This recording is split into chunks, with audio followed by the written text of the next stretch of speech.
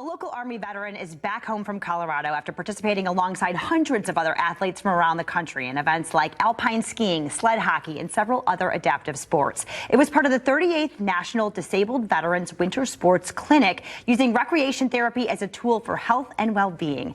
Jill Hinton-Wolfe is here with us to tell us about the experience. Jill, thanks so much for being here. I'm thrilled to be here. Well, tell us a little bit about your background and how you ended up participating in this. Sure. So when I was 19 years old, I joined the Army. I actually kind of joined it on a coin flip. Oh. I was at that point in my life where I wasn't really sure what I wanted to do next. I was a student. I wanted to pay for college myself. And so that was in 1995, right between the two Gulf Wars. Yeah. So I served for 3 years, served proudly, did 14 months in Korea, came home, got my degree, and went on with my life. And then in 2014, I was diagnosed with a rare genetic disease called retinitis pigmentosa.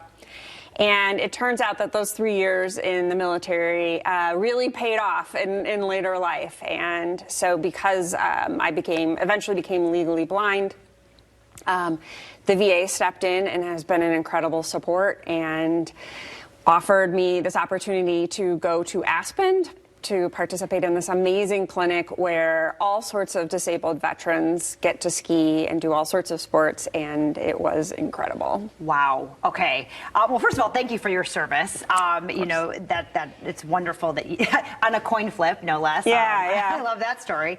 Talk about this experience, some of the sports you were able to participate in, and what this did for you. Right. So it was kind of hard to choose the sports because they had amazing stuff. They had everything from fly fishing. They even had scuba diving, which you could do in the pool. Yeah. So, but downhill skiing, alpine skiing is sort of the main sport. And so you do 2 days of that. And then I'm a big cross-country skier. Okay.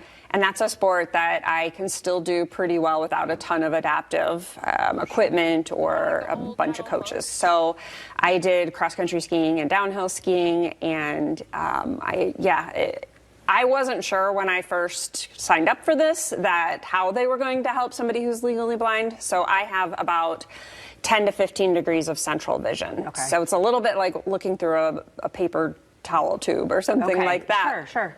And so the way that they help is that they give me two coaches, and one skis in front and one skis behind and sort of like clears the mountain, and then they coach me on the way down, and I just follow right behind. Wow. And yeah. So were you a skier before? Had you skied?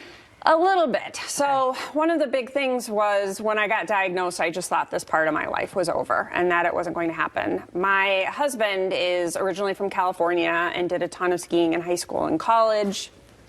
And so the family, we would go skiing, and I always kind of felt a little left out. And it was a bummer that everybody, got to do all these cool things, and I was back in the lodge.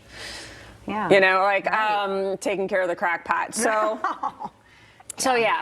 I had skied a little bit, and so knew enough to kind of get down the mountain. But it's been really cool that since I've had my disability, I've actually become a much better skier. So, wow. Yeah. Well, good for you. It's been very cool. So what does it feel like to be able to go out to Aspen and ski like that, and to be able to have this help and support and really community? I mean, let's talk about the community aspect of this. That is probably the biggest part of it. Yeah. I think that it becomes very easy when you become disabled, especially later in life, to sort of stay at home and feel sorry for yourself and not want to be a burden to anybody, right? It's just this very Midwestern thing to do. Right. But to go out and see veterans with amputees, quadriplegics, TBIs, traumatic brain injuries, all these vets out there doing this kind of incredible work. So while it is certainly fun and I think amazing that I get to go down the mountain as somebody who has a visual impairment, seeing these guys with, no legs going down in the monoskis and all this equipment, and the volunteers were just incredible. They come from all over the country, all kinds of backgrounds, and they are just there to help the vets, and they treat us like royalty. And and then of course there's sort of after skiing where you're sitting down in the lobby, you're doing another event, and being able to connect with other. I mean, the veteran experience is such a unique one, right? There's not a lot of people that can if you haven't been through that, can understand that. Okay. And then to add on top of that a disability, it just feels like a sense of belonging that I haven't experienced anywhere else. Oh, that's amazing. And let's talk about the steps that you took to get involved in this. Obviously, going through some sort of veteran services, if there was a veteran out there that wanted to participate in this, what would they have to do? I would 100% encourage you, if you're a veteran who has a physical disability, to reach out to the VA. First of all, I know a lot of vets have mixed feelings about the VA, but I will tell you, they have changed my life. They've saved my life. They are incredibly compassionate and wonderful. And I would not be doing the things that I am doing today and have met the people that I've met if I hadn't reached out, and connected with that VA. So I signed up through my recreational therapist, Alexandra Norton. I'll give a shout out to her. She was so wonderful. And in fact, I'm signed up to go now to San Diego this summer to learn how to surf, which I've never done before, all because I reached out to the VA, got connected with the recreational specialist, and they helped me apply. And they even helped me get my service dog, which has changed my life as well. So, yeah. Wow.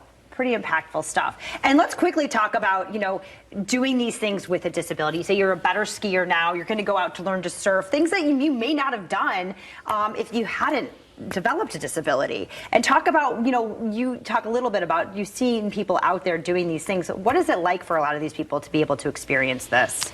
Well, for many people, just being able to go down a mountain once, right, and feel the wind in your hair, and just to have the experience of being outside, to move your body again. I mean, we all know that physical activity is great for mental health as well as physical health. And for those of us that feel limited sometimes in what we can participate in, it can really mean the difference between, again, shutting down. I hate, furthering any stereotypes about veterans. We are not all ticking time bombs of PTSD. We're people just like everybody else, but depression and anxiety is a real thing for everybody, and especially if you have a disability. So the opportunity to be able to get out, physically moved, connect, try new things, and then of course that tribe, right? The people are important when you combine all those things. And plus, I think when you have a disability, it sort of gives you a little bit of a free pass not to be perfect at it, right? There you go. You're like, right? I'm blind. Like, I'll just get out there and do the best I can, and if I fall, then I'm blind. So that makes sense. So yeah, all those things work together to create just, like I said, life-changing experiences. I love it. Jill, thank you so much for coming here and sharing your story. Good luck to you in California. Thank you. Hope you have the best time surfing. You want to learn more about veteran services, DAV.org for the Disabled American Veterans Association. We'll be right back.